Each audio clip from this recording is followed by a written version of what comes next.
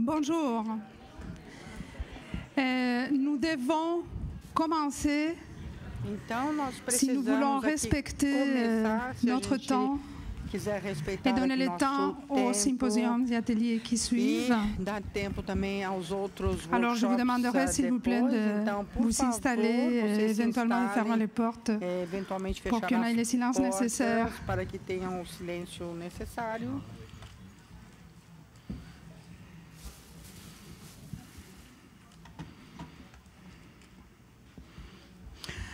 Alors, bienvenue et merci beaucoup à toutes les conférenciers présentes à cette table et aussi à vous qui participez aujourd'hui à cet symposium organisé en collaboration avec l'Alliance de recherche santé mentale et citoyenneté. Symposium dont le thème est la participation des personnes directement concernées à la recherche et à la formation. Et nous avons la chance d'avoir des expériences de la France, des expériences d'ici, au Québec, à Montréal, mais aussi en lien avec ce qui se passe ailleurs, aux États-Unis et au Brésil. Alors, on va voir tout un éventail de commentaires et d'expériences, identification des enjeux. La question centrale, une des questions centrales qui apparaît dans le programme et que je voudrais souligner juste avant qu'on commence, et comment ça nous change de faire la recherche quand la recherche s'impose la logique de la participation et comment changent les connaissances. Est-ce que nos connaissances changent aussi quand on fait de la recherche avec la participation directe des personnes qui sont concernées par les problèmes de santé mentale? Alors, nous avons parmi nous plusieurs présentateurs qui vont présenter à tour de rôle selon, à fur et à mesure qu'ils vont faire leur présentation. Et je vais tenter d'être très rigoureuse avec le temps pour qu'on puisse avoir justement le temps de recevoir aussi des questions. Donc, si je vous interromps, ne doutez pas après, quand vous allez recevoir les questions de la salle, de revenir sur les points sur lesquels vous voulez insister. Alors, en premier lieu, je vais vous présenter Emmanuel Jouet, qui est directeur en sciences de l'éducation, docteur en sciences de l'éducation, excusez-moi, puis il est chercheur au laboratoire de recherche en psychiatrie sociale de l'établissement public de santé Maison Blanche à Paris, et c'est là depuis 2006. Elle est aussi rattachée au laboratoire expérience de l'Université Paris 8 Sorbonne, et elle travaille depuis très longtemps sur les savoirs de l'expérience vécue avec la maladie et notamment avec la maladie mentale. Donc sans plus, je vous laisse la parole. Vous pouvez choisir les lieux qui vous conviennent le mieux. Alors allez-y. Pour votre présentation, on a 10 minutes par présentateur. Oui. À compter du moment où vous commencez à parler. Alors, 1, 2, 3. Bon, 1, 2, 3. Merci, Lourdes. Bonjour à tous. Donc, je vais essayer de parler clairement et pas trop vite parce que c'est un de mes défauts d'aller trop vite. Alors, ma présentation du jour, on l'a mis en premier dans ce symposium pour essayer de cadrer un peu les choses en termes de participation à la recherche. Donc, je ne vais pas vous parler spécialement de santé mentale, mais on va aller dans des questions de qu'est-ce que c'est vraiment qu'est-ce qui se passe dans la littérature médicale sur la question de la participation des usagers, des patients à la recherche. La photo que vous voyez là c'est une photo qui a été prise en mois de juin à Paris lors de la Mad Pride. C'était notre première Mad Pride. Ouais. Et donc, c'est des groupes d'usagers qui mettent la science ne sait rien de la folie. Donc, je trouvais que c'était bienvenu. Et sachant que j'ai un collègue qui travaille au CNRS, donc un de nos grands établissements de sciences, qui a dit que ça ne marche pas. Je vais vous demander la quadrature du cercle. Il faut parler plus lentement. Agora? Voilà, c'est ça. Ah, tá. Obrigada. Et donc, je disais que... j'y vais. La suivante. C'est moi qui fais ça. Les petits boutons verts. Les verts, c'est ça. Donc, moi, j'ai été présentée. L'implication dans la recherche en santé mentale, ça a été essentiellement par le projet Emilia, avec les principes d'empowerment et de rétablissement. On a développé des modules de formation et d'application pratique. Et on a créé ces projets, ces recherches ont été créés par des usagers et chercheurs de l'université de Middlesex. On a fait des modules sur l'implication. Les usagers étaient impliqués dans ces modules. Il y en a eu 2, gestion de la douleur physique dans les CMP, et puis un autre projet, Ville et santé mentale. Et puis on a fait un autre module qui était l'observation de l'évolution de l'implication des malades dans les processus de recherche en santé mentale. Donc, de quoi je veux vous parler aujourd'hui, c'est que l'argument de cette présentation, c'est de dire les sciences humaines et les sciences sociales et les sciences en santé reconnaissent l'augmentation quantitative et qualitative de la participation des usagers dans la recherche médicale depuis une trentaine d'années, avec une accélération du nombre de publications et de travaux depuis 10 ans. Les sciences en santé en critiquent le manque d'indicateurs de validité, voire d'utilité. Donc, c'est ça dont je veux vous parler. On a une augmentation de la participation des co-chercheurs, des usagers-chercheurs, mais qu'est-ce qu'en pense réellement, en fait, la recherche biomédicale. Donc, dans l'argument, je cherchais à rendre compte des tendances actuelles de l'implication des usagers dans la recherche en santé. Et la méthode que j'ai utilisée, c'est une recherche de synthèse récente, des synthèses récentes qui traitent de cette implication dans la littérature médicale. C'est de savoir qu'est-ce que disent les chercheurs, les médecins de cette participation, qu'est-ce qu'on trouve lorsqu'on va sur PubMed à propos de ça. Donc, voilà, avec une focalisation en santé mentale et en sciences de l'éducation. En fait, ce que l'on voit, c'est que le contexte dans lequel est pensée cette petite analyse cette synthèse que j'ai faite, c'est que la participation des usagers, en fait, aujourd'hui, elle est vécue comme un allant de soi. C'est-à-dire que, ce matin, on est passé d'une science comme source de progrès infini à la science comme un construit social, où les citoyens sont consultés de plus en plus, on leur demande de plus en plus leur avis. Et il se crée ce que la Fondation Sciences Citoyennes en France appelle le tiers secteur de la connaissance et de l'innovation. Maintenant, chaque fois qu'on construit une centrale nucléaire, on va aller demander l'avis aux citoyens. Non, c'est pas ça. Mais donc dans le domaine de la recherche médicale, on est passé on est allé jusqu'à de l'utilisation en fait du corps dans la recherche à la posture de co-chercheur.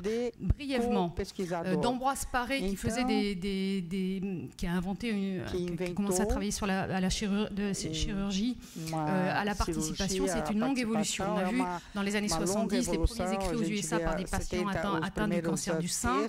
Les années 80, on voit dans le tournant de l'épidémie VIH-Sida des patients qui demandent à faire partie des protocoles et qui vont impulser de nouvelles créations et de nouvelles épistémologies, de nouvelles connaissances.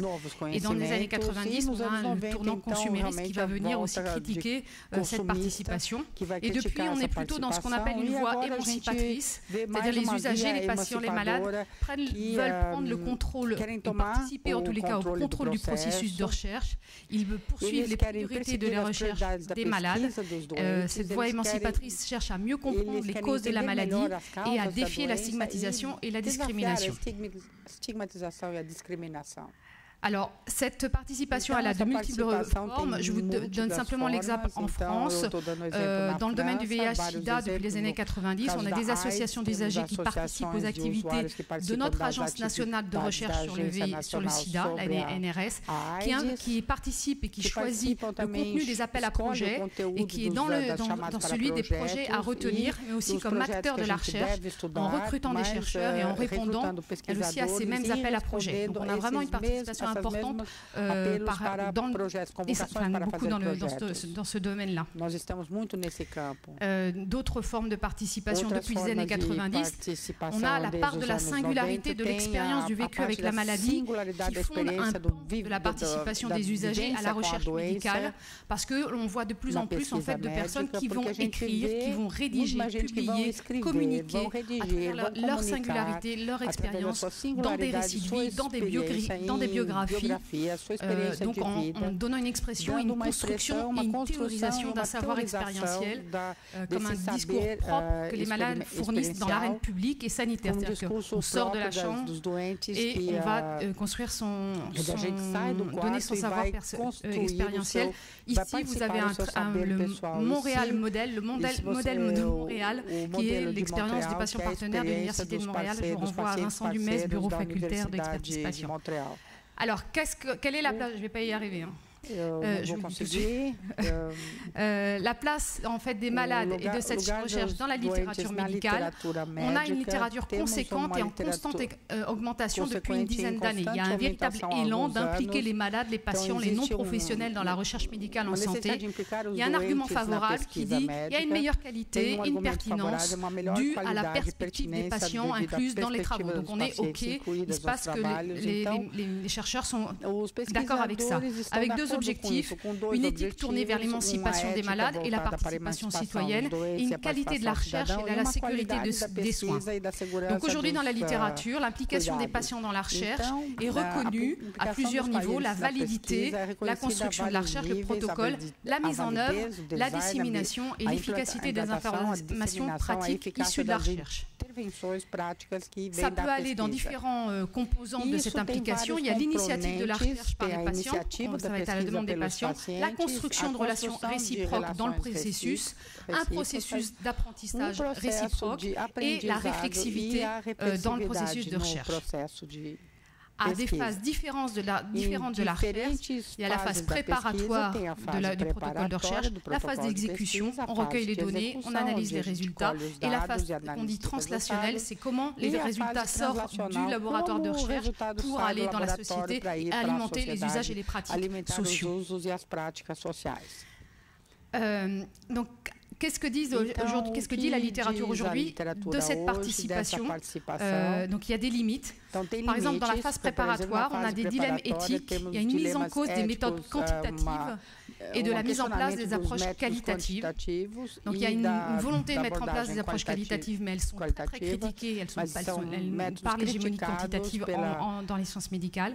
Dans la phase d'exécution, par exemple, à ce stade, les questions posées sont le plus souvent celles des rôles des uns et des autres dans la recherche, sous-tendues par les rapports de pouvoir des différents acteurs. Et puis, dans la phase translationnelle, en fait, par exemple, on voit que sur 200 études dans la littérature médicale où sont impliqués des usagers, seulement 6% le font de manière intégrale. Donc, en fait, c'est très peu en masse. Il y a un véritable élan, mais c'est peu en vérité. Quand on regarde les choses réellement, c'est peu. Les limites transversales, j'y arrive presque. Il n'y a pas d'indicateur de comparaison entre les synthèses, entre les études empiriques, les commentaires, les textes politiques. Il n'y a pas d'indexation appropriée dans les bases de données. Si vous cherchez l'implication des chercheurs, participation des usagers dans les bases de données médicales de la recherche internationale, il n'y a pas un mot-clé unique. Donc il y a participation, involvement, etc. Mais donc comment on peut trouver quelque chose si on n'a pas l'indexation nécessaire? Il n'y a pas de standardisation des processus et il y a une hétérogénéité des populations concernées due aux différentes pathologies et des différences cliniques qui rend difficile l'extrapolation des preuves. Pour les usagers, il y a une nécessité de formation afin de ne pas seulement intervenir à partir de leur expérience, mais de rentrer en dialogue rationnel avec les scientifiques professionnels. Certaines études, et là c'est en santé mentale, montrent qu'il existe des inégalités dans les interactions entre les chercheurs et les usagers, même quand les usagers sont des professionnels et quand les usagers sont davantage stressés, parce qu'ils sont davantage stressés dans le processus. Quatrième limite, pour les professionnels, il y a une forme de simulacre, de tokenisme, afin de répondre aux aux injonctions politiques de la participation. On dit, OK, on prend des usagers, mais en fait, finalement, on dévalorise leur parole et leur participation, dévalorisation du rôle. L'implication dans la recherche ne rapporte pas de valeur en termes d'indicateurs de qualité, ni d'indicateurs positifs dans le déroulement de leur carrière. Ça ne vous rapporte rien pour un scientifique d'impliquer des usagers selon les critères de la science aujourd'hui. Il y a une crainte que les résultats soient diffusés en amont des publications, comme quoi les participants usagers trahiraient l'éthique. Et il y a une croyance que la recherche impliquant des usagers aurait moins de valeur que la recherche médicale pure. J'ai une slide de conclusion, parce que les perspectives, on en partira après. Et en fait, ça... Il y a un vrai parallèle à faire. Après, les autres présentations vont vous montrer des choses positives. J'arrive avec des critiques et des limites déjà, mais c'est quand même ce cadre dans lequel on parle. Et il y a un parallèle à faire avec la participation des usagers dans la recherche citoyenne et la participation des usagers dans la recherche en santé. Il y a un paradoxe entre les exigences de qualité pour être financées, retenues, qualifiées, publiées, qui restent dans les critères de l'évidence-based médecine, des publications et des mises en réseau académiques, et les discours tenus internationalement en faveur des sciences en société, en faveur des sciences citoyennes, alors qu'ils ne donnent aucun outil pour parvenir à l'implication réelle et validée par tous, sauf en termes de communication finale. On peut aller donner les résultats et recueillir les opinions. Voilà, et voilà. Je vais finir avec ça. C'est tout.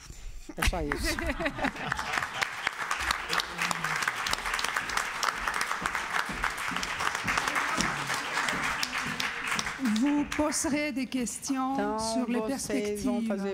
Il y a plusieurs diapositives qui semblent extrêmement intéressantes. Alors, maintenant, c'est Jean-François Pelletier. Agora é Jean-François Pelletier, docteur en sciences politiques et usagers, professeur et chercheur au département de l'Université de Montréal, chercheur régulier aussi au Centre de recherche de l'Institut universitaire de santé mentale de Montréal et chercheur associé au Centre de recherche de l'Institut Pinel et du programme de Yale de rétablissement et santé communautaire aux États-Unis. Il a beaucoup travaillé à Lille, il a beaucoup travaillé aux États-Unis, mais il faudrait juste peut-être souligner un autre élément de son parcours, c'est qu'il dirige actuellement un programme international de recherche action participative dont l'équipe est entièrement composée d'usagers partenaires de recherche. Alors, formada por parceiros de pesquisa. Muito obrigado. Como mencionava Lourdes,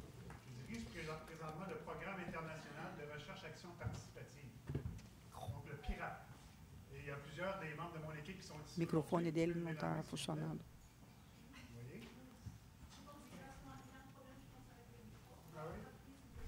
Et voilà, c'est mieux comme ça. Hein? Ah, voilà. Bon.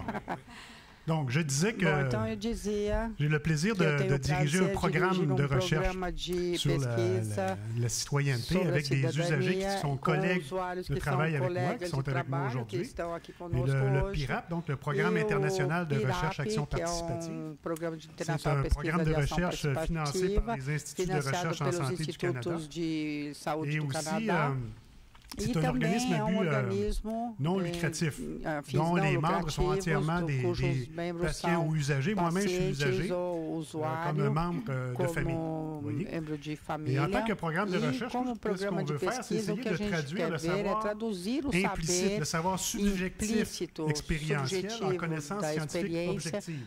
À travers toute une série d'opérations. Et puis, en tant qu'organisme communautaire, il s'agit de faire de la recherche, qui est un milieu de travail, un milieu de travail qui est lui-même inclusif des personnes qui ont eu des interruptions de parcours de vie en raison des problématiques de santé mentale. Donc, nous avons un programme d'aide et d'accompagnement social, Pass Action.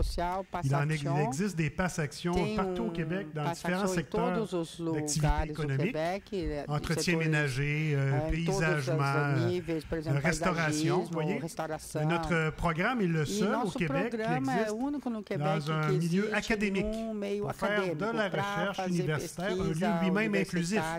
Parce qu'on s'est dit, on ne fait pas seulement que donner des leçons d'inclusion à différents lieux de travail. Pourquoi vous n'incluez pas, vous, Hydro-Québec? Pourquoi vous n'incluez pas, vous, Québécois?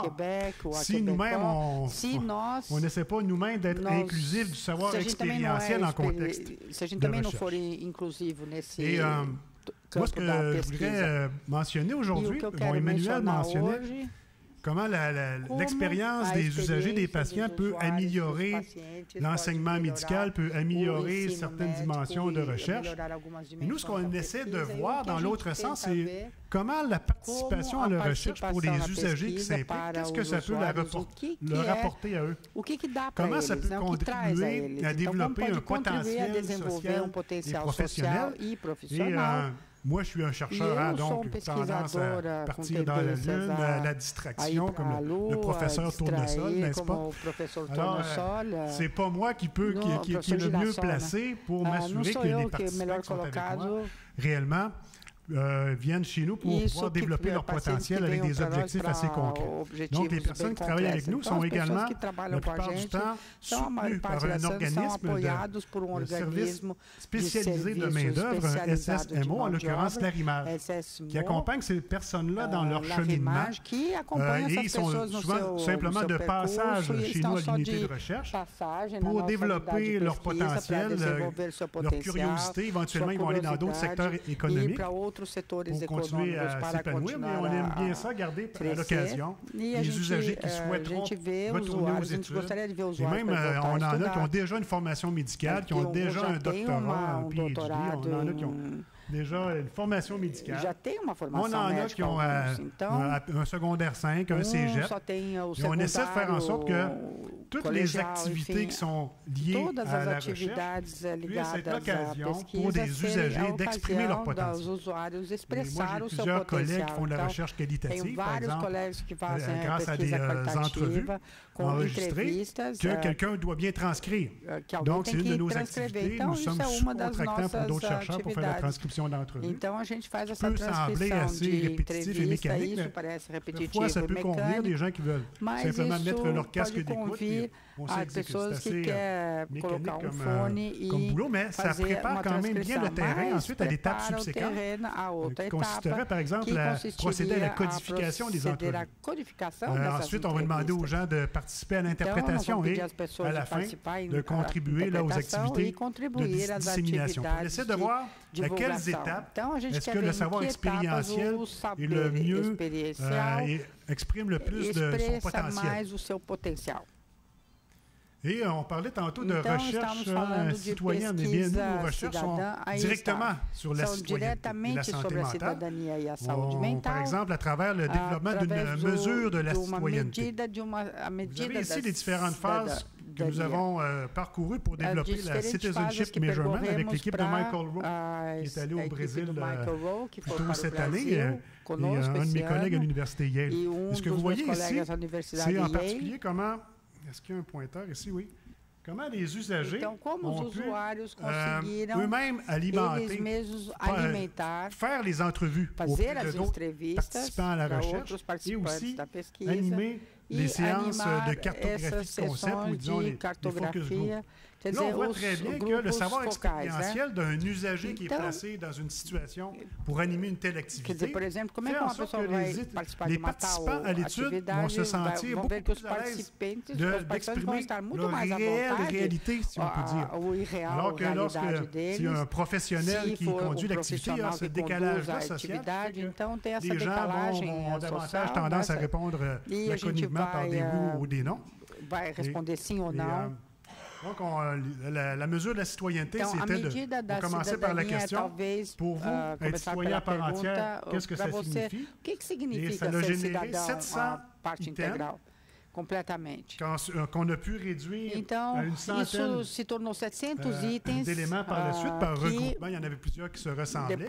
Et on a demandé aux gens, donc les 100 items étaient écrits sur des cartes, et on demandait aux gens de les placer en pile, selon ce qui leur semblait aller ensemble.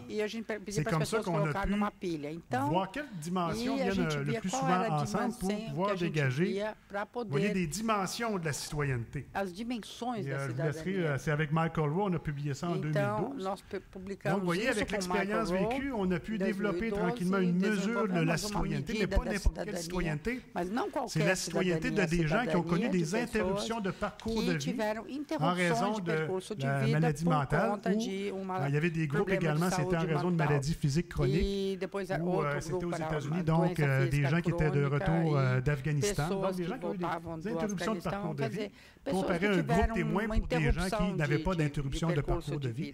Et on voyait tout simplement que ceux qui ont eu l'expérience vécue, pour eux, la citoyenneté, c'était beaucoup la possibilité de redonner en retour. Alors que les gens qui n'avaient pas de telles interruptions, je suis citoyen du Québec, j'ai des droits comme Québécois, c'était beaucoup l'expression de des droits et moins la possibilité d'exprimer, d'assumer des responsabilités envers des concitoyens.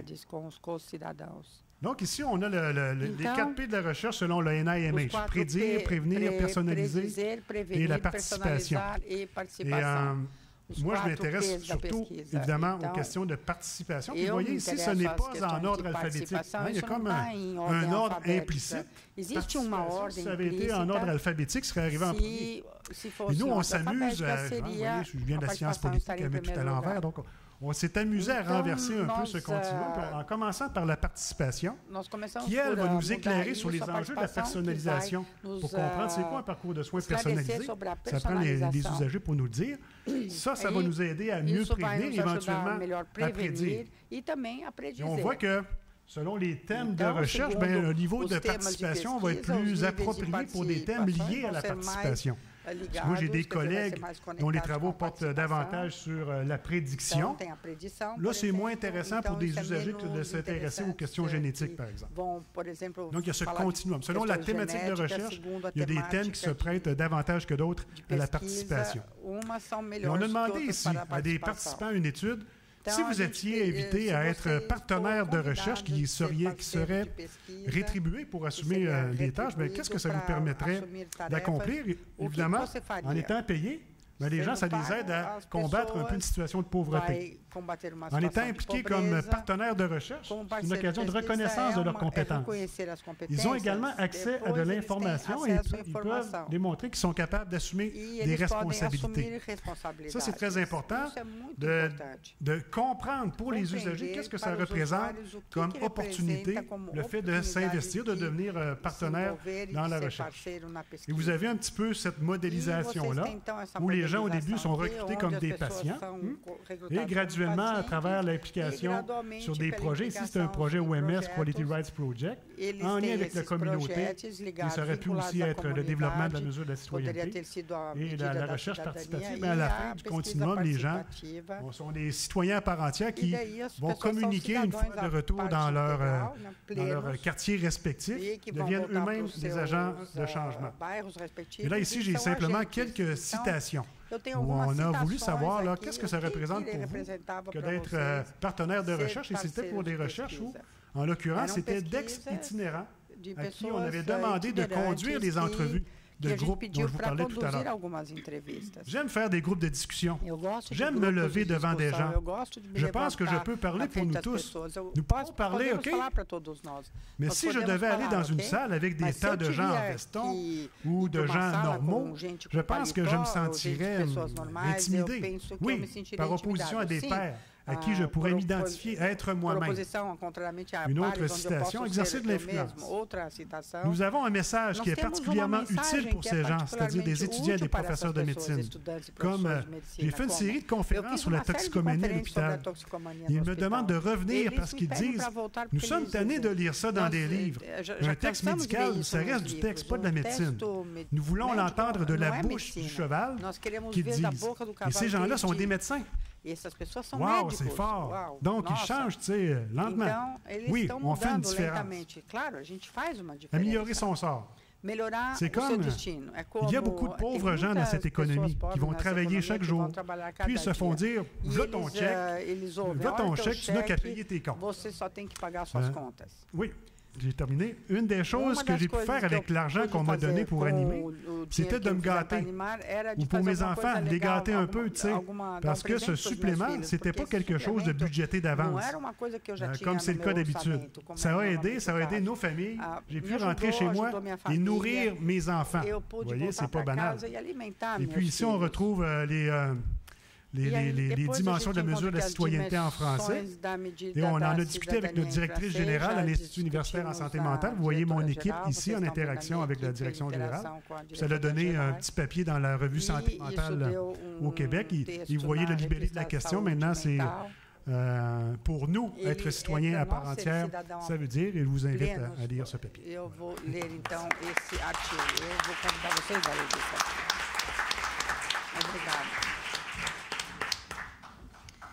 Merci beaucoup. Merci beaucoup, Jean-François. Nous allons passer maintenant, on va voyager dans l'espace. On s'en va au Brésil avec Octavio Domon de Serpa, qui est psychiatre, puis qui est professeur-chercheur à l'Institut de psychiatrie de l'Université fédérale de Rio de Janeiro. Il va faire une présentation aussi en collaboration avec Elisabeth Sabino dos Santos, qui est membre du comité citoyen de l'Alliance de recherche, qui est membre d'un groupe d'entendeurs de voix aussi. C'est important peut-être par rapport aux autres ateliers qu'on a eu à l'intérieur de la RUC et qui collabore dans les projets de recherche avec les professeurs Octavio. Bonjour à tous. Je vais partager la présentation avec Beth. Donc, je vais commencer en parlant de la préhistoire de ce groupe qui s'appelle la Voix des usagers, expérience surmontée. Après, je vais passer la parole à Beth. Beth va présenter le travail, après elle me repassera la parole. Donc, ce groupe il a commencé à peu près en 2005, quand moi et Erotildes, qui est dans la salle, et d'autres gens, nous étions chargés d'un cours de psychopathologie à l'Université fédérale de Rio de Janeiro pour des étudiants en psychologie. Et on voulait faire un enseignement de psychopathologie qui était basé sur l'expérience vécue de la psychopathologie et pas seulement, comme en général les cours sont faits, sur la perspective en troisième personne. Donc, Erotildes a invité un groupe de personnes usagers de l'hôpital de jour de l'Institut de la psychiatrie et ça a démarré le travail. Je vais passer la parole à Beth, elle va raconter qu'est-ce que c'est le groupe La Voix des usagers.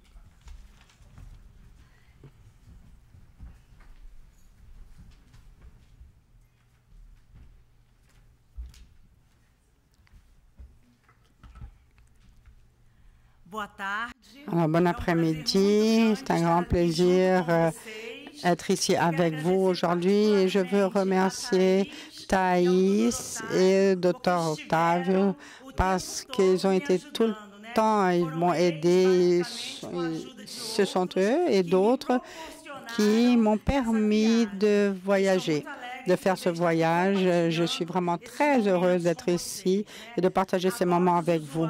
Alors, la voix des usagers est surmontée. Alors, quel est notre projet? Ce sont des groupes de participation d'expériences vécues en santé mentale dans les universités et dans les services de santé. Ce sont des participations dans les cours de psychopathologie. Non seulement les cours de psychopathologie, nous avons des groupes de conversation dans des universités privées, des universités.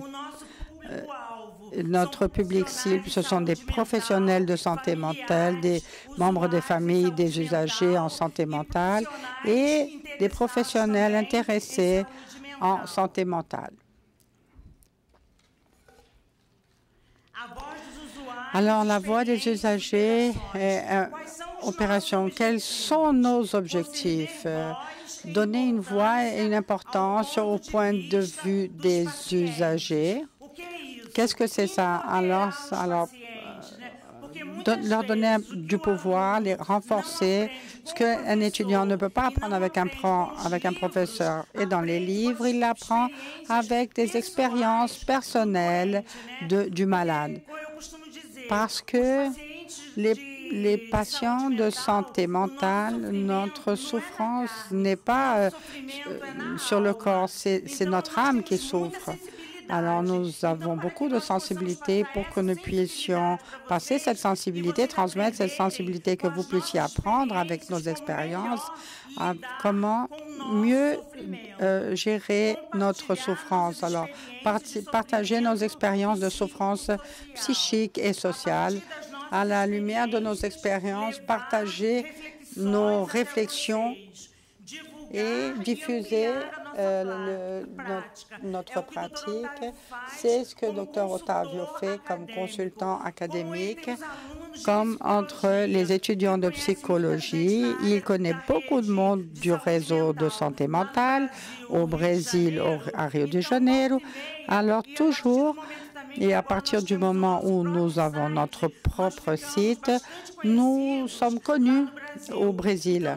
Et pendant l'année de 2014, pendant toute l'année, nous avons été invités à partager des groupes de conversation.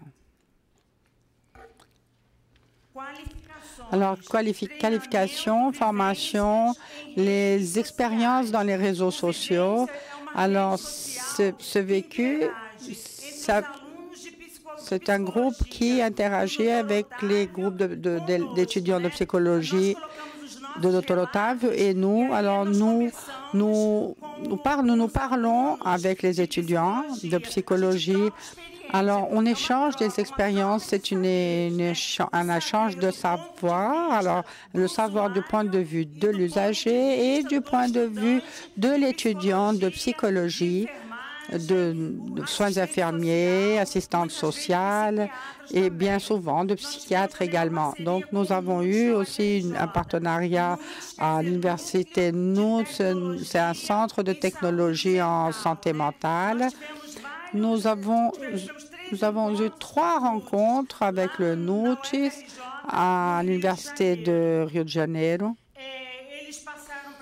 Alors, ils nous ont transmis des expériences dans le domaine de l'informatique parce que les usagers de l'EPUB à l'Université de Rio de Janeiro ont beaucoup de difficultés à utiliser les outils et technologies. Alors, le NUT a permis que nous ayons cette expérience et ces connaissances. Alors, ils ont préparé un matériel très riche pour nous. Et nos stagiaires en psychologie, Isabelle et Carole, nous avons une salle d'informatique à IMPUB et ils nous expliquent comment utiliser les outils technologiques. Ça, c'est très important parce que j'ai l'habitude de dire avec mes collègues qui fait partie de la voix de l'usager, qui n'a pas des notions de technologie et basiquement un analphabète. Et nous devons apprendre à gérer ces outils technologiques. Alors, la consultation de Insight, les entreprises juniors de psychologie. Lorsque nous avons décidé d'avoir notre projet, à partir de quand a été créé le projet Brésil-Canada, avec le financement ADO qu'il nous a donné, nous avons réussi à avoir notre site, notre propre site. J'ai des cartes pour ceux qui sont intéressés et après, je peux vous les donner. Donc, vous pouvez venir me voir. Donc, cette entreprise de consultation, Junior, alors, il y a des contacts, la logistique et divulgation et coordination. Donc, je suis coordinatrice des voix des usagers et élue par eux. Il y en a 2 autres usagers, Antonio Carlos et Paulo, qui sont de la logistique. Luiz Eduardo et Orlando Batista, ils font la divulgation et Aparecida et Madalena sont le contact. Donc, l'importance, cette valeur que Haru qui nous a donnée, nous donne aussi l'occasion de recevoir une valeur symbolique, une valeur symbolique qui nous stimule à travailler, qui nous encourage. Alors, ces fonds vont terminer en avril. Alors, je vais distribuer ces cartes si quelqu'un est intéressé à nous donner un financement. Il faut aller chercher Dr. Otávio Oratiudos. On va vraiment pas se plaindre si vous le faites. Les activités réalisées, des groupes de conversation, on a fait plusieurs groupes de conversation et je suis allée au CAP de San Pedro de Aldeia, invitée par Lorraine, parler de la voix de l'usager. Nous avons déjà été à Resende, enfin des villes de l'État de Rio de Janeiro, avec les étudiants de Jacqueline, les étudiants de soins infirmiers, Université fédérale. Nous avons participé à un cours de spécialisation. Dr. Pedro Gabriel est coordinateur, c'était très bien. Psychologie à l'Université de Rio de Janeiro et l'Université fédérale de Rio de Janeiro. Alors, attendez, il y en a d'autres, mais je termine là. D'autres activités. Nous avons été invités à l'événement de 75 ans de INPOBI. Et là, nous avons le privilège d'être appuyés par la directrice du INPOBI, Maria Tavares, qui nous appuie, qui appuie notre travail, qui soutient notre travail et la voix de l'usager a aidé à écrire une partie d'un livre qui a été édité dans pas longtemps et ça sera sur le site et vous allez savoir ce que c'est. Donc, nous avons participé d'une colonie de vacances intergénérationnelle d'inclusion en santé. Alors, c'était très, très bien et il y avait des gens de 5 ans et des gens du troisième âge. Et la voix de l'usager a été invitée et j'ai participé l'année dernière. Et cette année, je n'ai pas participé. Alors, nous avons ces thèmes. Alors, c'est presque 20 thèmes que nous avons trouvé pertinents. Alors, ce sont des thèmes qui sont pertinents pour partager dans la peur, la violence depuis le temps de professeur Elocio Duzé. Nous avons amélioré, nous avons changé, nous avons fait des modifications. Les étudiants et les professionnels sont vraiment très intéressés à notre groupe de conversation et c'est vraiment très riche comme espace. Les collaborateurs de Dr. Otávio, nous sommes vraiment très à l'aise avec notre public. Et puis, nous parlons très spontanément, nous n'avons pas honte de partager notre souffrance et comment nous surmontons cette souffrance.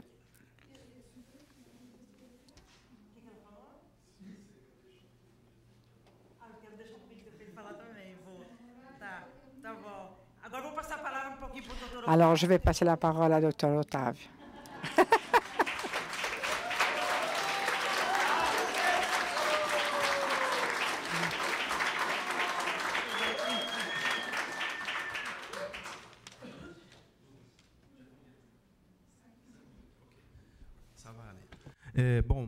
La présentation de Beth a été assez vive pour donner une idée de qu'est-ce que c'est participer du groupe La Voix des usagers, mais quand même, on a fait une petite recherche avec des étudiants,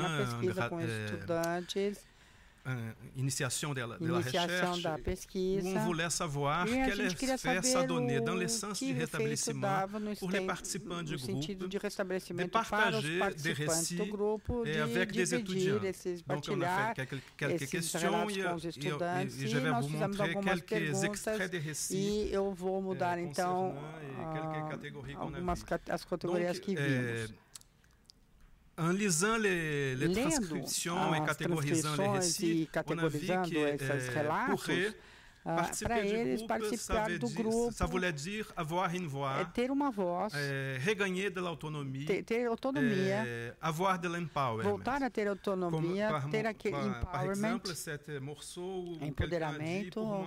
Para mim é um où je peux momento donner mágico, raison à ma onde voix. eu posso dar razão à minha C'est que voz. j'ai toujours voulu, mais elle, la voix, mas était ela, toujours a voz, étouffée, estava cachée. Et sempre maintenant, je peux parler escondida. clairement. E agora eu posso falar claramente. On a vu aussi que pour Vimos também que para participer eles, du groupe, ça participar do représentait grupo representava l'insertion dans la a société, inserção na sociedade, la possibilité d'une a sociabilité. possibilidade de uma sociabilidade. Dans ces extraits, on devient connu, on établit de nouveaux liens d'amitié avec d'autres patients, d'autres professionnels, d'autres étudiants. Outros profissionais, outros estudantes. Avoir un rôle dans la formation des professionnels et des étudiants. Le groupe est un endroit où on peut donner notre témoignage, partager notre expérience de la vie, tout en aidant même les médecins à nous mieux soigner. Cuidar de nós melhor. Aussi, on voyait que pourrait ça représentait un changement personnel, la possibilité de regagner le sentiment d'être utile et retrouver la croyance dans les changements à venir. Auparavant, je restais figé. J'entendais des voix qui me disaient ainsi, « T'es nul, tu n'es pas un homme, t'es inutile. » Et je répondais, « Ah, arrête, s'il te plaît, arrête. » Maintenant, tout cela a considérablement diminué. Parfois, je me dis comme ça, « Hey, on a tellement de choses à faire que je ne sais même pas si je vais pouvoir m'occuper de tout, vous savez? »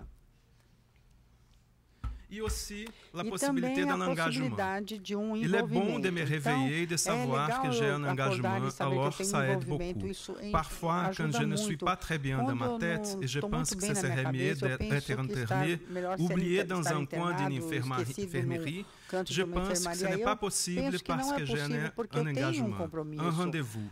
Et cela m'empêche de me laisser oublier au fond d'une salle. Je remercie juste la voix des usagers. Mais participer au groupe, ça pose aussi des difficultés. Ce n'est pas seulement des bonnes choses. Donc, on a essayé de savoir qu'est-ce que ça posait comme difficulté, comme problème.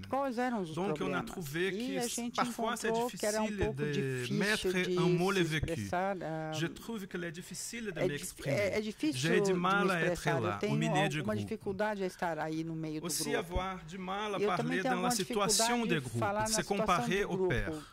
J'ai beaucoup de difficultés car il semble que les autres participants du groupe sont très savants. Et moi, je ne comprends presque rien. Não entendo quase nada. Aussi le problème de se dévoiler devant les autres. La difficulté que j'ai, c'est de me dévoiler, d'exposer ma vie privée. Vous le savez, la difficulté que j'ai, c'est celle-là. La seule difficulté que j'ai, c'est celle-là. Il y a pas mal de choses qui se sont passées dans ma vie privée, de bonnes et de mauvaises. Donc, j'ai du mal à dévoiler mon intimité. Le problème que j'ai, c'est celui-là. J'espère le surmonter. Avoir du mal à se faire comprendre aussi. La fragilisation. Mon désir est de tout dévoiler, mais je pense qu'en tout dévoilant, je pourrais devenir fragile, pourrais être quelqu'un pourrait me comprendre, et vous le savez, je me méfie. Et aussi la question de l'estigmatisation. Je passe à Beth pour qu'elle finisse. Eu vou passar para a Beth para ela terminar. Minuto para terminar. Minuto, tá.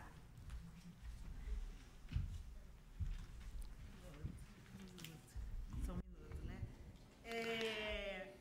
Doutor, deixa nessa página aqui. Então, só para Alors, seulement pour la conclusion, alors lorsqu'on termine notre groupe de conversation, on remercie notre public et on dit toujours qu'on espère avoir contribué à leur formation.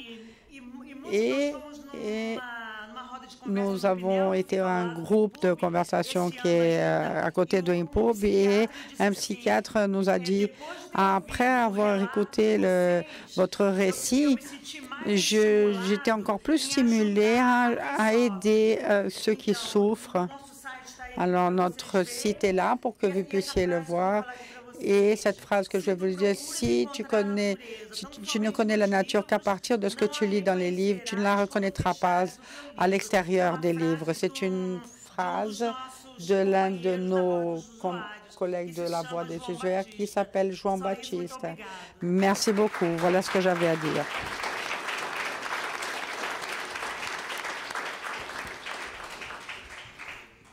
Nous passons à la dernière présentation, qui est aussi une présentation à 2-3 voix. La présentation de Jean-Nicolas Ouellet, qui est directeur communautaire de l'Alliance de recherche santé mentale et citoyenneté, et coordonnateur aussi d'un groupe d'entraide par et pour extraordinaire à Montréal qui s'appelle CAME.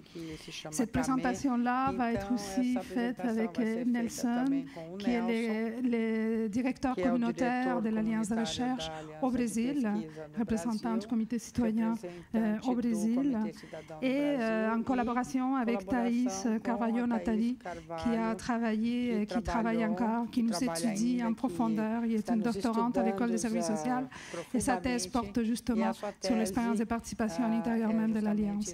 Alors, sans plus, je vous laisse la parole. Si ça ne te dérange pas, je vais prendre ton micro. Tu ne l'auras pas pour me couper le temps. Alors, si j'ai bien compris dans le temps, moi je parle, lui chante et elle va danser. C'est très bien. Bon, alors je commence tout de suite, vu que le temps nous est compté. Alors, je vais vous parler de la participation citoyenne au sein de notre alliance de recherche, qui est une alliance bien particulière. Elle est sur 2 continents. Il n'y a pas de lieu physique qui est notre carrefour de rencontre. C'était des séminaires internationaux. Donc, c'est éclaté au Québec. Et c'est éclaté là-bas. Et c'est éclatant d'avoir participé à ça pendant 4 ans. Je me demande comment ça. Donc, la participation des personnes directement concernées. Alors, puis l'impact que ça a eu chez les gens. Alors, c'est une alliance, université-communauté. C'est donc 2 cultures réunies, une alliance entre la recherche, une alliance entre la pratique. C'est déjà pas évident. C'est pas le même rythme, pardon. C'est pas la même urgence. C'est comme la différence entre un journaliste et un sociologue. Ils regardent les mêmes trucs, mais ça ne vit pas à la même vitesse. Et nous, on est plus pressés que ça.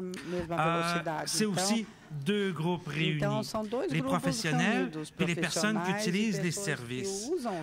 Alors, ça fonctionne parce qu'il y a des valeurs partagées autour des notions de respect, d'égalité des expertises puis de l'inter-influence. On était presque laissés influencer les uns par les autres. Et il faut que les gens qui soient là, il le fallait, qu'ils soient motivés, pétris d'une culture d'ouverture. Être questionné par l'autre, coexister avec des différences d'opinion et être prêt à s'enrichir les uns les autres. C'était aussi le défi de parler non pas les uns des autres, mais aussi de parler ensemble de la même chose.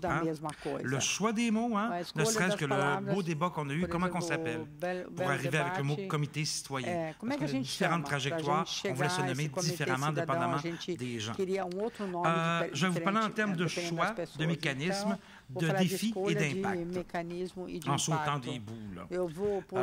Donc, la gouverne, d'abord. Le premier choix qui a été fait, c'est qui on va chercher.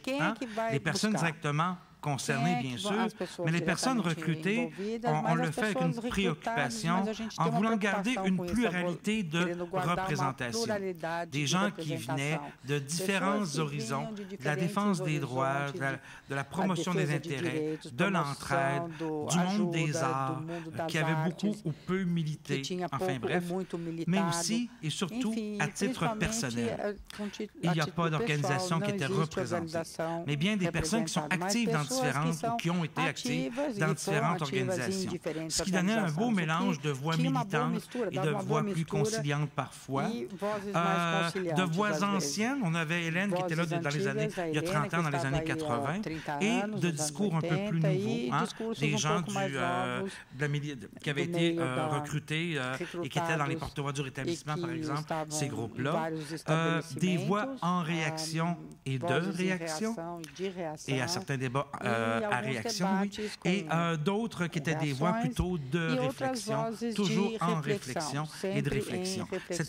Donc, c'était pas nécessairement opposé, c'était complémentaire. Et au Québec, on remarquera qu'on avait donc des militants d'habitude à être plus présents dans l'espace public peut-être qu'au Brésil à ce niveau-là. Donc, l'intention était claire de ne pas donner une place centrale aux gens qui n'était pas accessoire ni décorative. Okay? Le tokenisme, vous avez dit tout à l'heure, on n'était plus là-dedans, on n'est plus là-dedans depuis longtemps. Bon. Donc, à ce moment-là, c'était d'arriver d'être non seulement là pour le reaching out, peut-être, qui est essentiel avec des groupes marginalisés, des personnes méfiantes, pas simplement être là comme agent de recherche. On faisait ça, j'avais écouté une présentation là-dessus à la QRP en 2002 à Rimouski, mais d'être rendu à pouvoir influencer la problématisation, l'évaluation, la méthodologie des programmes de recherche. Donc là, on a décidé, je vais vous parler en termes de mécanisme. Le comité citoyen était donc là pour faire l'évaluation des projets de recherche, tant leur méthodologie, leur pertinence par rapport aux 3 axes, et aussi pour les bourses d'études de 2e et 3e cycle et les projets de recherche qui soient... Je vais trop vite? C'est parce que je... Bon, okay. Bien, elle trouve que je vais vite, toi, tu trouves que je vais là. Bon, moi, je vais rápido, tu acha que eu vou... Bon, lui, il trouve que je vais correct. Alors, j'écoute lui. Ele acha que eu estou bem, então eu vou escutar ele.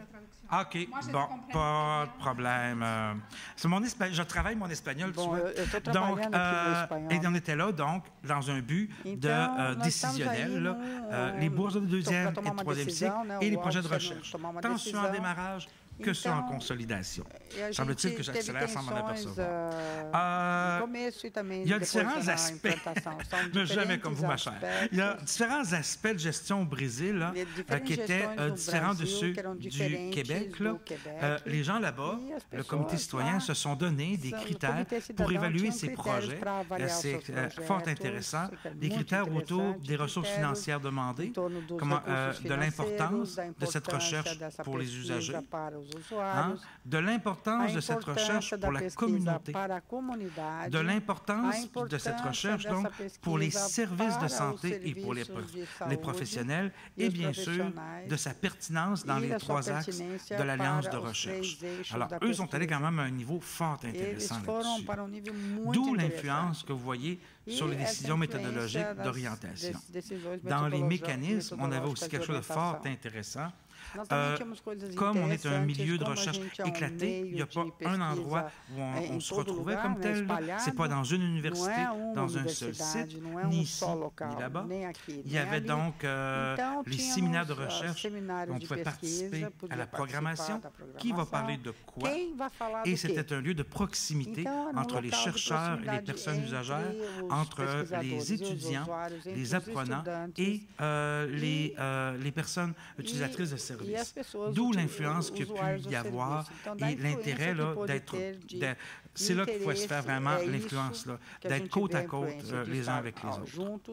Ça pose des défis, car je sens qu'on va passer la parole au chanteur. Ça pose des défis la période d'adaptation, à la rigueur qu'implique une recherche. Je vais parler de notre impatience et de leur longueur de temps que ça prend. L'apprentissage du vocabulaire des uns des autres, de multiplier les contacts entre le comité citoyen et le reste de l'Alliance. Si on veut avoir une influence, encore faut-il que les communications se fassent.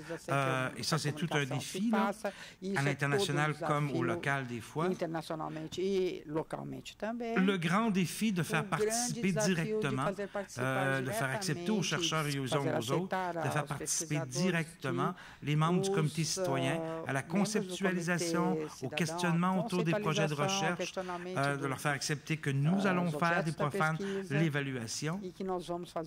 On me fait remarquer qu'au Brésil, le comité citoyen, lui, a participé au plus près à la conceptualisation, parce qu'il y avait toujours un membre du comité citoyen au groupe de recherche, soit à l'Université à Campinas, soit à Porto Alegre. C'est une chose qui a toujours été là. Dans les rencontres multicentriques, elle portait en tout ou en partie, si j'ai bien compris, autour d'un seul projet de recherche, ce qui permettait là, de l'influencer, de mettre vraiment la question au travail. Hein? Et là-bas, comme ici, des gens qui ne savent à peu près pas lire ni écrire, par quasi-analphabète, ont pu, en travaillant ensemble, participer à écrire un article scientifique. Il fallait trouver un moyen, réinventer la chose, parce que la connaissance n'est pas qu'une trace écrite. Hein? Mais on a pu le faire tous ensemble en travaillant comme ça. Je termine, j'achève et je conclue presque en vous parlant des impacts. Donc, le partage d'expertise, ça te permet d'approfondir les enjeux et de construire des argumentaires plus solides. Et ça, ce sont des chercheurs qui ont écrit pratiquement ces mots-là dans un rapport d'évaluation de mi-étape. Et pour les uns, ça veut dire que c'est plus appuyé par la vision scientifique quand on est militant et qu'on veut aller vers quelque chose. Et pour les autres, c'est plus contextualisé avec la réalité des gens qui vivent les choses. Les citoyens, les praticiens ont découvert la pertinence de la recherche dans leur vie. Okay? Parler du professeur Tournesol, en dehors de la bande dessinée, de l'amusement, ça a une signification, ça peut être utile, la recherche. Les chercheurs, eux, ont pu consolider leur questionnement de recherche en la confrontant au plus près et en direct avec les réalités des personnes et des organisations qui sont là. Un écho du Brésil, c'est que les méthodologies ont évolué avec la participation des gens. On parle dans les rapports d'évaluation de la RUC de postures de recherche qui demandent d'écouter d'une manière différente, d'être ouvert à un autre langage. C'est aussi vrai au Québec. Au Brésil, on nous a parlé de personnes qui étaient peut-être plus marginalisées, plus pauvres qu'ici, qui là ont eu l'accès à l'université, qui a été une porte vers le politique et vers une autre façon. Okay? On n'a qu'à penser que ça leur a fait prendre l'avion pour la première fois, sortir de leur région pour la première fois et être un peu plus, parce qu'on leur demandait d'être des agents, d'être des participants à des recherches, d'être un peu plus des citoyens du monde, en tout cas de leur monde.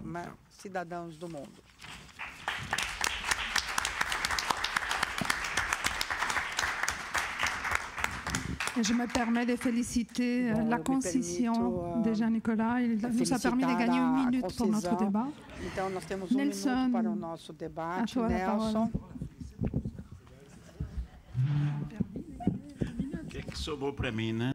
Alors, qu'est-ce qui me reste?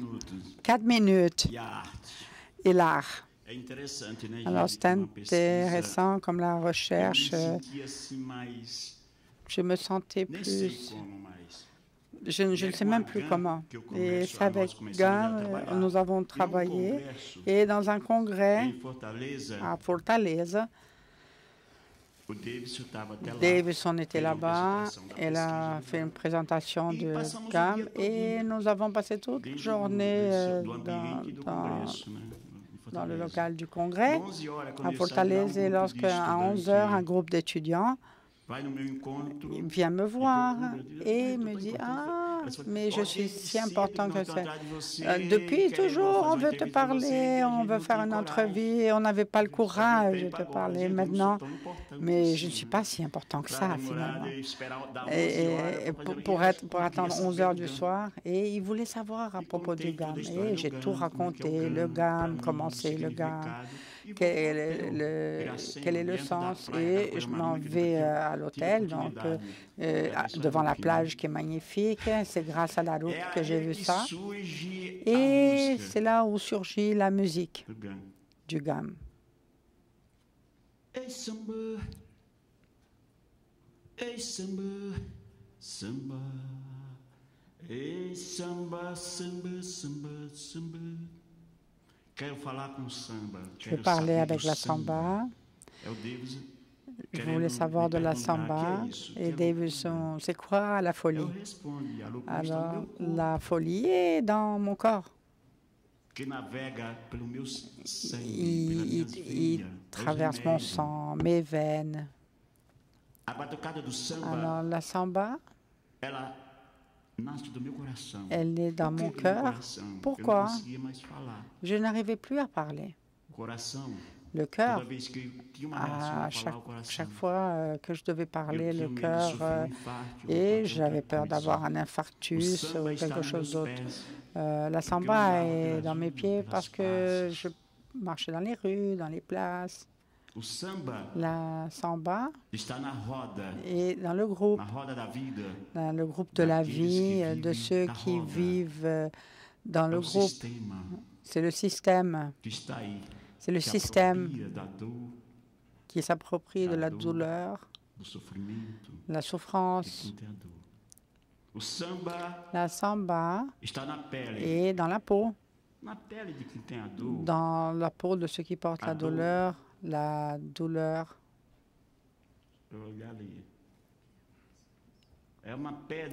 C'est une pierre précieuse dans le sentir du poète qui transforme la douleur en une gemme rare nommée amour.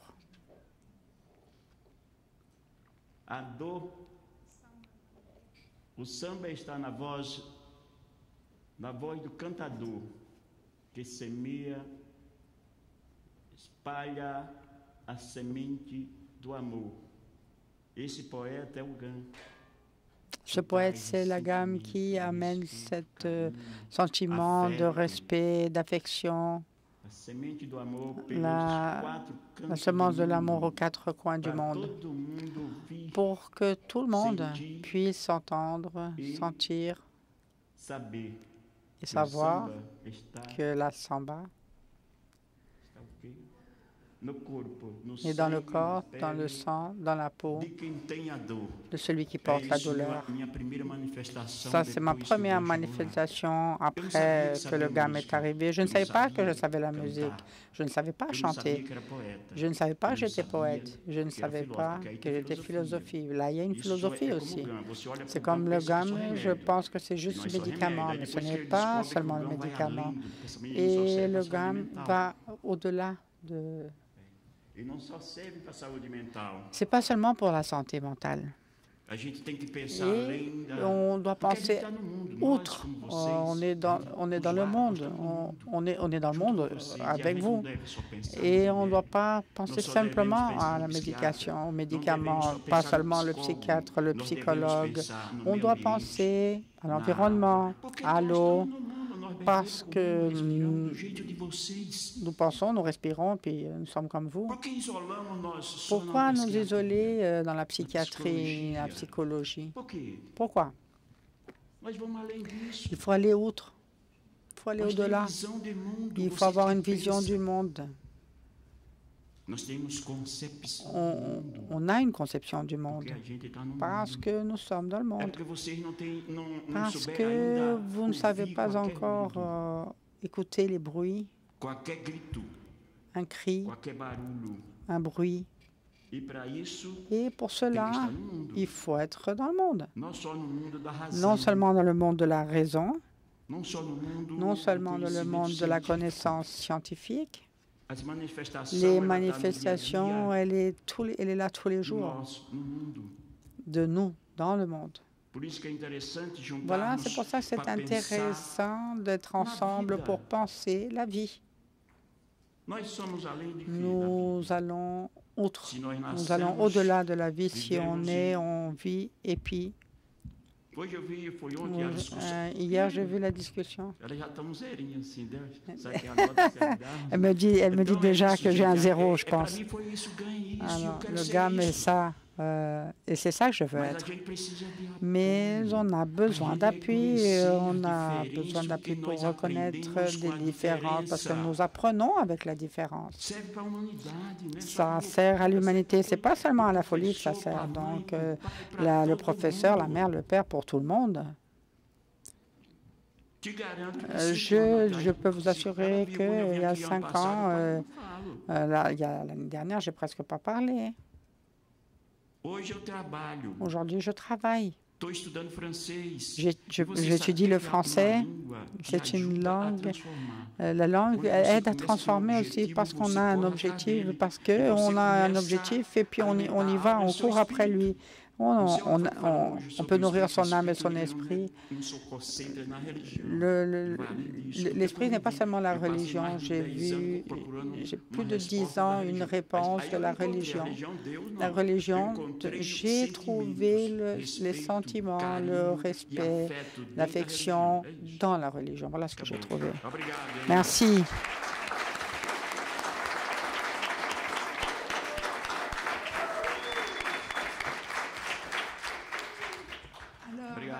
C'est lui qui avait dit dit 4 minutes. Então, aquele que falou 4 minutos. Et comme toujours, je pourrais l'écouter des heures. Eu poderia escutá-lo durante J'en reviens horas. pas toujours comment il est capable de mettre des mots poétiques à des projets de recherche avec lesquels souvent on produit des grilles pour évaluer des choses. Voilà, on a des langages très différents. Donc, on a eu des présentations qui nous montrent des expériences très différentes, de la formation à la réalisation de la recherche associée à des instituts universitaires en santé mentale, donc des hôpitaux psychiatriques à l'intérieur même du secteur public, la formation des professionnels, le travail de l'Alliance de recherche, où on a reproduit un peu ce qui se passe avec les bailleurs de fonds de recherche, c'est-à-dire que le comité citoyen a été évaluateur des projets, orienteur des problématiques, orienteur dans les méthodologies. On a un éventail extrêmement large d'expériences, puis allez-y. C'est le moment où on peut discuter, poser des questions, échanger davantage avec les expériences. Ou chanter avec Nelson. Ou a gente pode cantar com Nelson.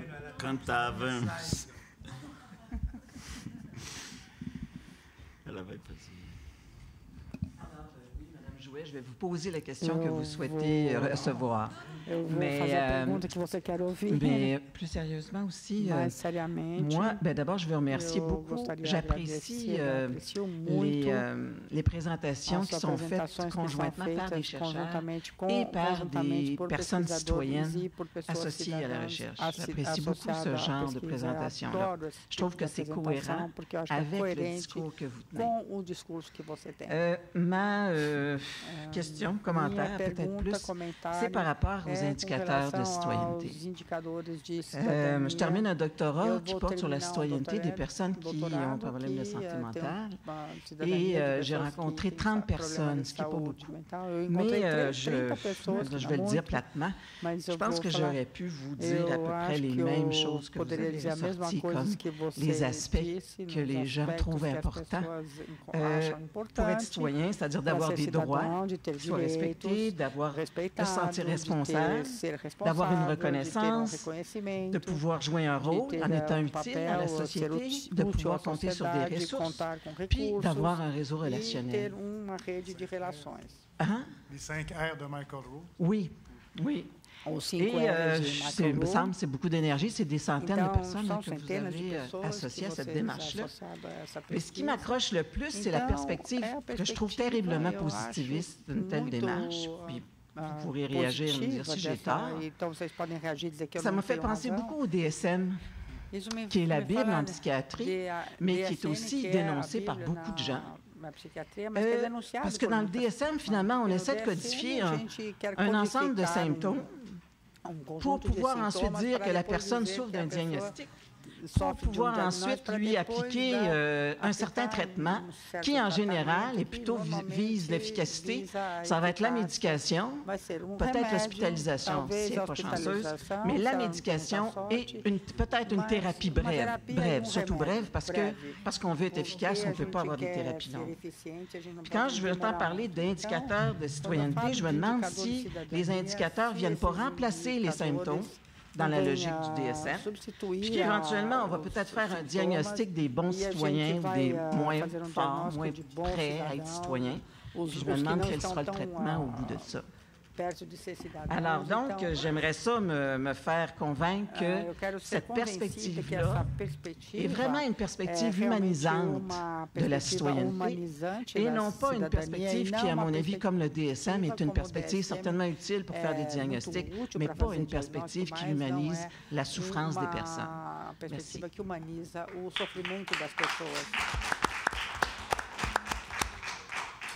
Je pense que c'était plutôt pour moi, la question. Acho que a pergunta era para mim. C'est très, très pertinent, madame. Merci pour la question. J'espère que je vais pouvoir vous rassurer. Vous voyez, la question de départ, c'était pour nous être citoyens à part entière. C'est absolument positif, dans le sens C'est pas pour trouver un symptôme, c'est pas pour documenter une incapacité, c'est d'abord et avant tout pour soutenir l'expression d'un potentiel. Et une mesure comme celle-là, il faut voir comment elle peut être utilisée. Dans le cas qui nous intéresse avec le projet citoyen, le Citizens Project, c'est que cette mesure est d'abord et avant tout pour guider le travail du père aidant qui est là également. C'est qu'on va identifier par rapport à ce que la personne souhaite de faire à titre de citoyen par entière, on essayait de voir si, par rapport à ce qu'elle souhaite et ce qu'elle fait réellement, on identifie des décalages dans la mesure. Il y a 46 questions. Lorsque la personne exprime un besoin, mais que ce besoin est comblé, il n'y a pas de problème. Mais lorsque la personne, sur un enjeu particulier, on peut constater un décalage entre la situation souhaitée par la personne et la réalité dans la vraie vie, eh bien, à ce moment-là, le travail du père aidant, c'est d'accompagner la personne dans le fait de réduire ce fossé-là par rapport un item que la personne souhaite travailler avec son père aidant. Voilà. Donc, il n'y a pas du tout question de réduire la personne à un diagnostic. Il faut voir cette mesure-là simplement comme un outil parmi d'autres pour équiper le père aidant dans le fait de soutenir la personne dans l'accomplissement de ses souhaits à elle. Oui, évidemment. Deuxième question. Je ne sais pas si ça répond. Bonjour, je m'appelle Annalise Palombini, je suis professeur au Brasil, à l'Université fédérale do Rio Grande do Sul. Je pense que ce sujet, c'est très important pour nous, ce sujet de la participation des usagers dans la recherche et dans la formation des professionnels. Mais au Brasil, nous avons beaucoup, au moins au Brasil, nous avons beaucoup de difficultés pour reconnaître cette participation comme un travail humain, pour payer, pour offrir quelques supports pour qu'elle puisse arriver. Et donc, je voudrais demander aux Québécois, mais aussi au projet, à l'EPUB, comment on a pu faire ça, comment le Québec a arrivé à cette reconnaissance pour pouvoir payer ce travail. Et à l'EPUB, comment on a fait, on peut faire en dehors de la ARUC, qui a été une contribution très importante, mais comment on peut faire parce que, par exemple, mon pós-graduação em psychologie sociale à l'université, n'importe combien d'argent nous est, nous ne pouvons pas faire ce type de paiement. A gente não pode fazer esse tipo de pagamento. Porque Otávio vem ici, mais je ne pourrais pas payer, eu não posso pagar ni por Nilson, ni por nem o Nilson, nem a Beth.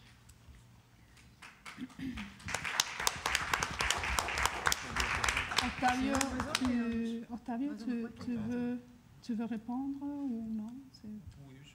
Tu peux répondre, peut-être moi je peux faire après une intervention pour la RUC. Bon, Annalise, ta question, c'est aussi notre question. Nous sommes toujours en train de se poser la question comment on va faire après la fin de le budget à Russie.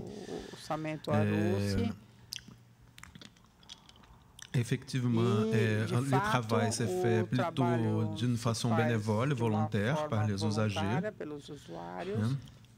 Il y a des questions aussi concernant questions de la sécurité sociale. Les gens ont des bénéfices, des arrêts maladie, des touches de retraite, et comment ils peuvent aussi avoir de l'argent. A questão de faire, como on dit en portugais, une pessoa juridique. Il y a plein de questions que nous sommes en train de réfléchir. Si vous avez, vous, toi, Annalise et les autres, des bonnes idées, on pourrait penser ça ensemble, mais c'est une grosse question pour l'avenir. Tout à fait raison. D'une façon plus large, de uma forma mais geral. falar com ela que eu quero falar um pouquinho. Quer falar? Quero falar um pouquinho. Pode falar? Então, Annalise, como o doutor Otávio, par exemple, et la plupart de nos collaborateurs des usagers, de la Voix des usagers, nous avons une aide, une assurance maladie ou assurance invalidité, mais il y en a qui n'ont aucune ressource. Alors, ceux qui, par exemple,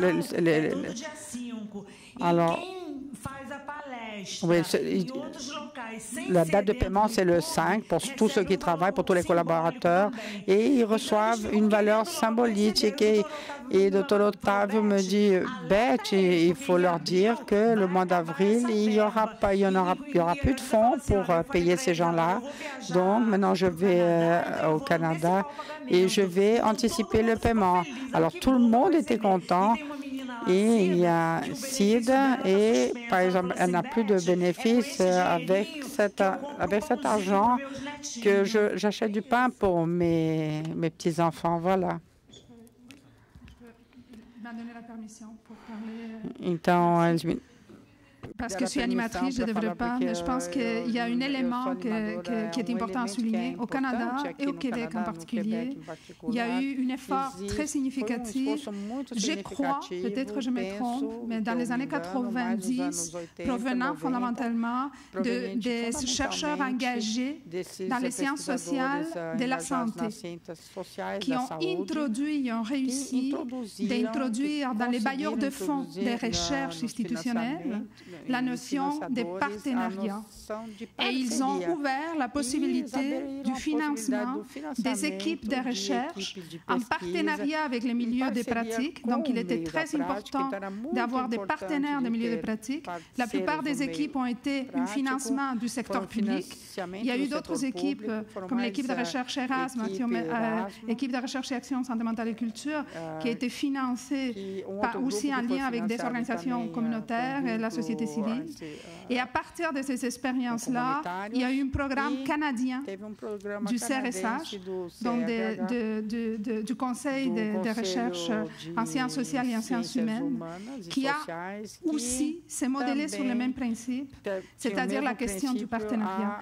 Cet appui institutionnel a ouvert, entre autres choses, la voie à que des initiatives de recherche novatrices apparaissent. Cela dit, nous n'avons pas nécessairement reçu les soutiens spécifiques pour qu'il y ait des usagers ou des personnes ou des citoyens qui participent. Ça a été à l'intérieur de l'équipe de recherche, des trajectoires de recherche, qu'on a mis cela en place. Il faut continuer à travailler pour que les bailleurs de fonds soutiennent de façon structurelle et financent ce type de propositions. Bon, Jean-François. Je sais qu'on s'aime bien. Bon, il y a quelque chose que tu as dit à la fin qui m'a un peu... Je ne sais pas, ça m'a froissé d'une certaine façon. Si un usager a un but qu'il n'est pas capable d'atteindre et qu'il ne réussit pas à atteindre, on peut aider le père aidant à l'aider à atteindre le but. Bon. Dans la vie, Jean-François, tu en as eu des buts. Hein? On a tous eu des buts, usagers ou non, qu'on n'a pas été capable de... Ça fait partie de la vie. Ça fait partie de notre évolution d'apprendre à atteindre nos buts. Des fois, on ne les atteint pas, mais ils nous envoient dans une autre voie. Mais c'est pas, je pense que ce n'est pas spécialement relié à une citoyenneté pour les gens qui ont des problèmes de santé mentale. Je pense que c'est un problème beaucoup plus général. Il faudrait faire attention de ne pas réduire ce genre de problème à une chose. Merci beaucoup. On va continuer à prendre les interventions. On n'a pas le temps nécessairement de faire la discussion. À la fin, je vous donnerai la parole. William Guicher, psychiatre français, assez jeune, hein, j'espère que ça se voit encore, mais c'était pour témoigner que l'état des lieux de la participation des personnes en France à la recherche et à la formation en est assez balbutiement. Je suis très content, Lourdes, que tu aies cité l'exemple canadien de l'implication des chercheurs en sciences sociales qui sont venus dire un petit peu à la recherche fondamentale, voyez, c'est bien d'avoir aussi des participants parce que l'état de la recherche fondamentale en France, on n'en est pas là, malheureusement, et voir avec un discours plutôt conservateur. Un exemple, une interne qui souhaitait parler d'un exemple de rétablissement avec une activité autour de la dentelle. On lui a dit mais non, mais ce n'est pas scientifique, tu peux pas faire ça, même si c'était appuyé par des travaux de l'équipe de Yale. Bon. Voilà. Et malheureusement, mes jeunes collègues sont très liés avec la recherche fondamentale en France. Et c'est très compliqué pour eux d'avoir un regard et un recul. Et aussi, ma question est la suivante, c'est comment est-ce qu'on pourrait promouvoir le fait d'incarner, d'être progressiste dans la participation des personnes. Est-ce que toi, Emmanuel, tu as des idées par rapport à ça? Comment est-ce qu'on peut faire pour aller plus loin dans nos contrées? Merci. Je vais laisser garder vos réponses. On va prendre plusieurs questions, puis à la fin, je laisse une petite minute par chacune des personnes du panel. Bonjour, Marcel Dubé, professeur en travail social à l'Université du Québec à Chicoutimi. J'ai bien aimé vos présentations. Ça m'amène une réflexion, question. En fait, cette notion de participation avec les personnes directement concernées, je trouve qu'elle se pose à plusieurs niveaux. Elle se pose aussi avec les équipes des organisations dans lesquelles ces personnes-là sont. Donc, il y a comme un travail à faire aussi avec les travailleurs, les travailleuses des organisations avec lesquelles on fait ces recherches. J'ai vécu dernièrement cette expérience-là. Donc, quel degré de participation il y a déjà dans l'organisation? Quelle place les usagers, les usagères ont? Et quand on arrive, nous, comme chercheurs, comment on nous voit? Comment on nous voit souvent au-dessus de la mêlée plutôt que par en bas. Donc, ça nous pose aussi des questions, nous, dans la position institutionnelle qu'on veut des fois défaire. Et comment on nous, et c'est la question que peut-être que je pourrais poser, comment on nous met dans une situation de vouloir justement mesurer des pratiques. Et moi, j'ai un peu de difficulté avec ce mot de mesure parce qu'il est aussi induit par plusieurs, j'allais dire, tendances de recherche. Et qu'est-ce qu'on induit dans cette idée de mesure? Parce que même des fois, les praticiens, en fonction justement des projets financés par l'emploi, la solidarité, sont dans une mesure d'insertion. Donc, on ne parle pas nécessairement de la même chose. Et moi, ce que je trouve, que cette participation-là, finalement, elle contribue à démocratiser la pratique de la recherche et à démocratiser aussi les savoirs, puisque les personnes directement concernées par ce qu'elles vivent sont les producteurs de cette connaissance. Donc, en tout cas, moi, c'est ce que j'ai appris ou ce que j'essaie de tirer de l'expérience que je viens de faire sur un tout petit terrain à Chicoutimi. Merci. Merci beaucoup. Bonjour, Chad Chouinard, père aidant pour le PIRAP et aussi prochainement pour le C3S Lucille Tisdale. Par rapport à c'est très important la participation des usagers au niveau de la recherche. Je fais partie à l'Institut universitaire en santé mentale. On a formé un comité qui s'appelle le comité patient partenaire. Et puis, d'où les usagers participent à la recherche dans plusieurs recherches avec plusieurs chercheurs.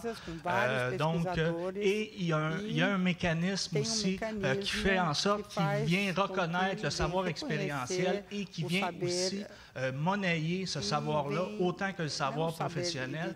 Et ça a été mis en place Donc, une personne qui va participer, on appelle ça, c'est chapeauté par l'Institut. Il y a des indemnisations. Une personne qui va participer à un comité ou à une recherche, parce qu'il y a aussi la recherche, mais c'est aussi important, l'enseignement, l'évaluation et aussi au niveau des soins. Donc, c'est holistique, en fait, et à tous ces niveaux-là, donc, le participant reçoit, moins, en ayant participé à une activité de 2 heures et moins, reçoit 30 $, et pour 2 heures et plus, 50 $, et pour toute une journée, c'est 100 $. Donc, je trouve que c'est intéressant. C'est un mécanisme qui est déjà emboîté, et puis qui découle, en fait, aussi, d'utilisateurs de services qui se sont regroupés ensemble dans des groupes d'entraide et aussi dans des groupes de défense d'intérêt pour pouvoir s'impliquer et pouvoir participer au changement des pratiques, avoir des meilleurs soins en santé mentale. Donc, je pense que c'est possible, en fin de compte, de pouvoir, si on veut, impliquer et donner une plus-value à ces personnes-là. Je pense qu'on a compris l'idée. Je vais demander la patience à tout le monde qui est dans la salle. Je vais vraiment juste étendre quelques minutes, 3, 4, 5 minutes de plus. Il y a juste prendre toutes les interventions, puis seulement les personnes qui se sentent vraiment directement interpellées à la table pour répondre très brièvement. Messieurs, vous vouliez prendre la parole?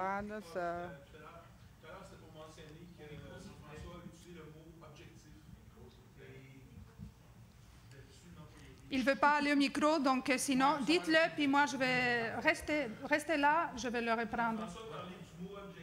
Jean-François falava da palavra objetivo, e se a gente mudasse objetivo para... Alors, ce n'était pas tant les objectifs. Quand on est parti à la formation de la citoyenneté, il y avait une série de questions. Êtes-vous en mesure de prendre soin de vous? Êtes-vous en mesure de prendre soin d'enfants? Êtes-vous capable de prendre soin d'animaux?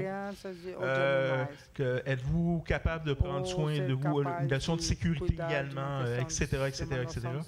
Donc, quand on parle d'objectifs, ce n'était pas des objectifs de façon formidable. Mais mon expérience personnelle, quand tu as des problèmes de dépression, d'estime de toi, et tout ça, c'est difficile même de faire des petits gestes pour prendre soin de sa santé, de sa sécurité, tout ça. Alors moi, Jean-François, avec la formation de la citoyenneté, je dirais que c'est un moyen de psychologie développementale de te permettre à se rétablir un petit peu plus point de vue de dépression et tout ça, et ensuite d'avoir assez d'estime de soi pour faire les gestes pour soi, prendre soin de soi-même, pour prendre soin des autres, pour s'impliquer dans la communauté. Alors, on ne parle pas seulement d'objectifs sociétals, on peut parler de petits pas également. Merci beaucoup. En fait, Christian m'enlève les mots de la bouche. Moi aussi, ça m'a interpellée quand Dada m'a parlé de buts, que tout le monde ici, at large, a des buts, puis certains d'entre eux ont dû les abandonner.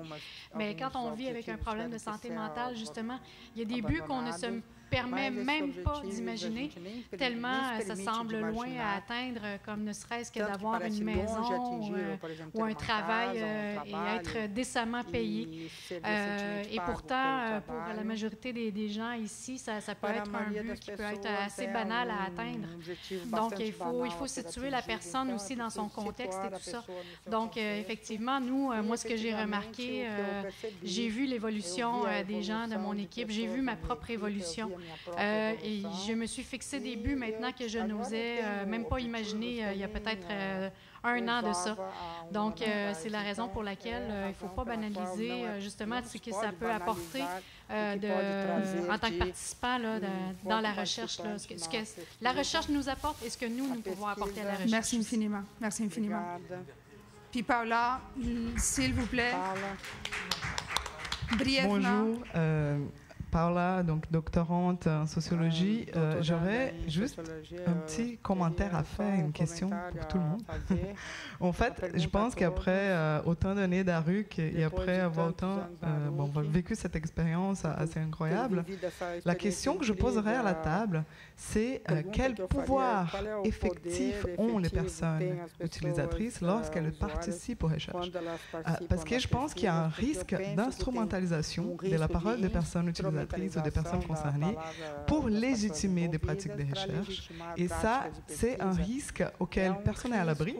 Et je pense que c'est très important de se poser la question de quel pouvoir ces personnes ont dans la problématisation aussi et dans la conduction des questions de recherche, et pas seulement dans des réponses ou dans des commentaires ou dans des pratiques de transcription d'entrevues, etc. Donc j'aimerais vous poser cette question-là et demander si vous la posez aussi. Et c'est tout. Je pense que c'est une bonne question à nous poser constamment. Je vous laisse vraiment essayer de résumer vos pensées en une phrase ou deux ou trois, si vous vous sentez interpellé. Sinon, on va vous laisser partir pour discuter après. Très rapidement sur la dernière... Dieu merci, Stéphane. Très rapidement sur la dernière chose qui a été dite. La liberté reste toujours là, hein, de participer ou pas. Il y a toujours un risque d'être avec l'autre, hein, qu'on ne connaît pas, d'un milieu qu'on essaie d'apprendre. Effectivement, ça demande, c'est pourquoi il faut être, je pense, en groupe dans ces choses-là, quand on aller vers une science que l'on ne connaît pas, parce que je ne pense pas qu'il y a, je n'ai pas rencontré encore vraiment de tournesol, oui, mais le grand méchant professeur fou, là, avec de mauvaises intentions, pas encore, là, où il était bien caché. Alors, il peut y avoir peut-être des je ne pense pas qu'il y a de mauvaises intentions, mais il y a des risques des fois que ça ne fonctionne pas comme on veut. Mais la vie, c'est risqué, hein? Rentrer en relation avec l'autre, c'est risqué. Explorer ces terrains-là inconnus, c'est risqué. Ça demande, je pense, Paula, beaucoup de vigilance. Là. Non, je ne vais pas recommencer l'exercice de dire quelque chose en moins d'une minute. C'est trop de souffrance pour moi. En revanche, je vais en profiter pour vous dire, on sort un bouquin sur des nouvelles coopérations réflexives en santé, donc, dans lequel sont abordées ce genre de questions. C'est fait avec des gens du Québec, notamment Vincent Dumès de l'Université de Montréal sur l'expérience patient-partenaire et aussi d'autres choses. Ça parle de dialogue des épistémologies de la vie, des épistémologies pragmatiques, avec les épistémologies académiques. Merci. Merci, Emmanuel. Jean-François. Simplement pour dire que la mesure de la citoyenneté, c'est des usagers qui ont voulu apprendre comment développer ce type de capacité qui peut être utile dans d'autres contextes de travail, comment on élabore ça, comment la conceptualisation, ensuite on peut s'investir dans un travail d'équipe et éventuellement décortiquer la réalité sous cet angle-là qui n'exclut d'aucune façon la complémentarité avec l'approche qualitative. Normalement, je fais davantage de recherche qualitative et l'intérêt, si on veut s'élever au-delà des stéréotypes, c'est voir comment les différents paradigmes de la recherche peuvent se rejoindre et faire en sorte que les usagers puissent apprendre différentes techniques qui sont transférables dans d'autres contextes de leur vie. Merci beaucoup. Et les chercheurs. Octavio? Non? Nelson? É interessante o debate nessa discussão, principalmente quando você começa lorsqu'on commence avec la participation de construction qui s'est perdue dans l'histoire. Je pense que on va pouvoir débattre ça, on va discuter comment on peut apprendre, avoir le pouvoir et la force de transformation. C'est un travail qui va très loin et il faut faire attention parce que comment ce citoyen va être dans la relation avec sa vie quotidienne, le travail, les études, à partir du GAM. Il faut avoir une éducation pour nous tous. C'est une question, c'est une vision de monde. J'aimerais remercier Rosanne, que nous avons travaillé 5 ans, l'affection, et puis c'est ça qu'il faut construire. C'est pas seulement News doit avoir un emploi, doit prendre ses médicaments, il faut avoir un respect éthique, affection, on éthique parfois et dans la relation avec les professionnels, mais dehors, c'est pas tout à fait ça. Je vous remercie infiniment. Je suis désolée, monsieur, il est 15h12. Il faut